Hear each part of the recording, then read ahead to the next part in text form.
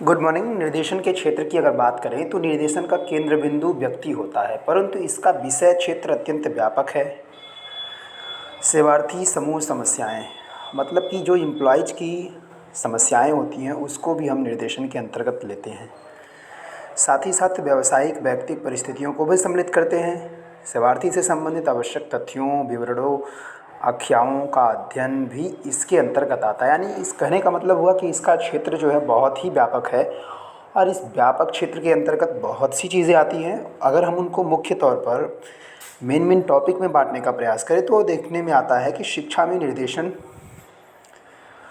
पहला क्षेत्र अगर हम चुनते हैं निर्देशन का, शिक्षा के क्षेत्र में कहाँ कहाँ उपयोग होता है, तो आप देख सकते हैं शैक्षिक निर्देशन के तहत विविध पाठ्यक्रमों के चयन हेतु सहयोग।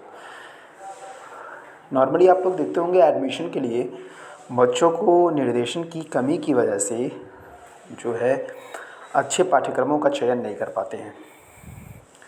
शैक्षिक निष्पत्ति एवं प्रगति हेतु सहयोग, शिक्षा में कौन कौन से परफॉर्मेंस हमारी कैसी होनी चाहिए उसके लिए भी सहयोग देने का कार्य निर्देशन के द्वारा किया जाता है। शिक्षण अधिगम की व्यवस्था हेतु सहयोग, शिक्षण अधिगम की पूरी प्रक्रिया जो कि जीवन पर्यंत चलने वाली प्रक्रिया है। तो इस तरीके से आप देखते हैं कि निर्देशन का जो क्षेत्र है वो बहुत ही व्यापक हो जाता है। व्यक्ति या बालक के जन्म से लेकर मृत्यु तक कहीं न कहीं उसको निर्देशन के द्वारा सहयोग मिलता रहता है, चाहे वो करियर चुनने के लिए हो, चाहे वो उनकी प्रगति के लिए हो, चाहे उनको सक्सेस बनाने के लिए हो, या अन्य सहपाठियों के संबंधों का ज्ञान हो, सामाजिक ज्ञान हो, राजनीतिक ज्ञान हो, आर्थिक ज्ञान हो। इन सब क्षेत्रों में अधिगम संबंधी समस्याओं का निदान, अधिगम संबंधी समस्याएं विद्यालय, समाज सब इसके अंतर्गत आते हैं। विद्यालय को, समाज को निर्देशन देना पड़ता है। निर्देशन समाज के नियमों के निर्देशन से व्यक्ति, बालक चलता है, अच्छे नागरिक का निर्माण होता है। तो इस तरीके से आप देख सकते हैं कि शिक्षा की में निर्देशन का जो क्षेत्र है बहुत ही व्यापक है। इसके अंतर्गत आप देख सकते हैं कौन कौन से मुख्य बिंदु आपके लिए बन सकते हैं। इसके अलावा अगर हम बात करें तो जो भी निर्देशन दिया जाता है, जो भी सहयोग दिया जाता है ना, वो व्यक्ति को व्यक्तिगत दिया जाता है। तो व्यक्तिगत निर्देशन से संबंधित भी कुछ विषय इसके अंतर्गत सम्मिलित होते हैं, जैसे कि व्यक्ति का एक अपना शारीरिक, मानसिक, संवेगात्मक विकास होती है, उससे जुड़ी हुई समस्याएं होती हैं, उनका भी अध्ययन व्यक्ति विशेष परिस्थितियों में जायज़ होना, वैवाहिक स्थिति, यौन संबंध, सेक्स, लिंग जैसे भेद, समाज के बारे में भी व्यक्तिगत तौर पर भी व्यक्ति को निर्देशन दिया जाता है।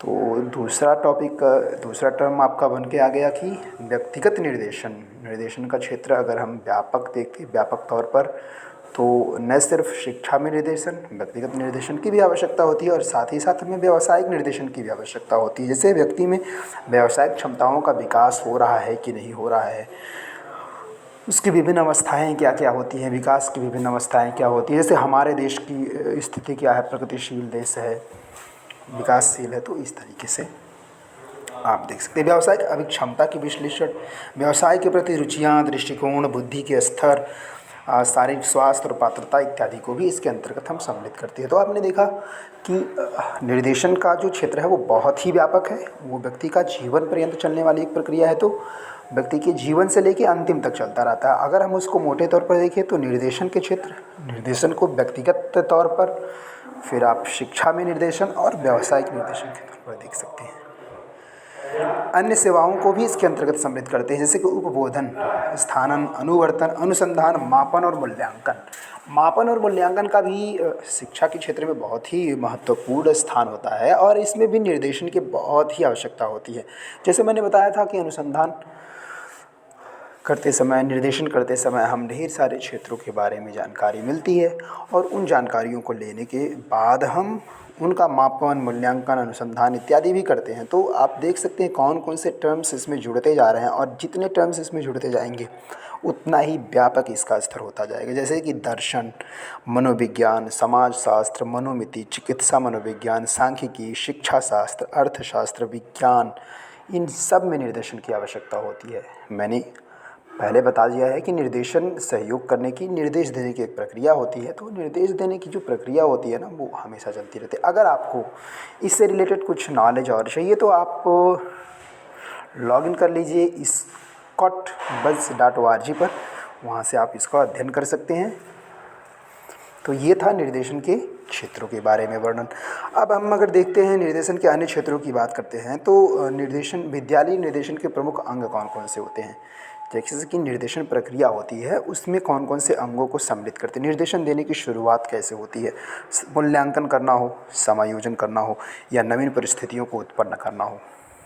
जिस व्यक्ति को निर्देशन देना है उसके गुणों का वस्तुनिष्ठ और विश्वसनीय ज्ञान प्राप्त करने हेतु निरंतर मूल्यांकन की क्रिया की जाती है।